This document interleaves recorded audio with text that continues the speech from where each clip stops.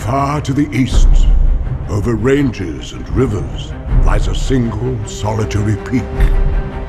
The dwarves are determined to reclaim their homeland. I like visitors as much as the next Hobbit. But I do like to know them before they come visiting. Mr. Baggins? At your service. I'm surrounded by dwarves. What are they doing here? Oh, they're quite a merry gathering. So, this is the Hobbit. You asked me to find the 14th member of this company, and I have chosen Mr. Baggins. Me? No. Hobbits can pass unseen by most if they choose, which gives us a distinct advantage. We will seize this chance to take back Erebor! Here, Mr. Bilbo! Where are you off to? I'm going on an adventure! Mithrandir, why the halfling? Why Bilbo Baggins? Perhaps it is because I'm afraid. And it gives me courage.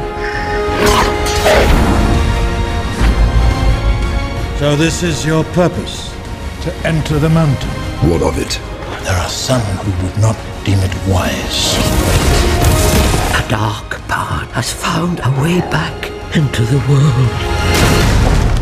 Why don't we have a game of riddles? And if it loses, what then? Well, if it loses precious, then we eat it. If Baggins loses, we eat it whole.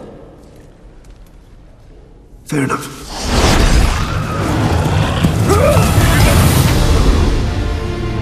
I will take each and every one of these dwarves over the mightiest army.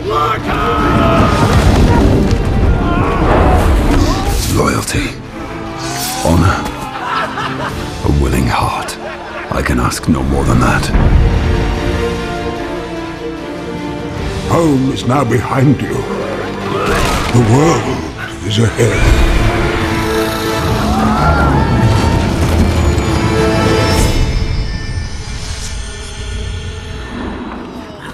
Well, that could have been worse.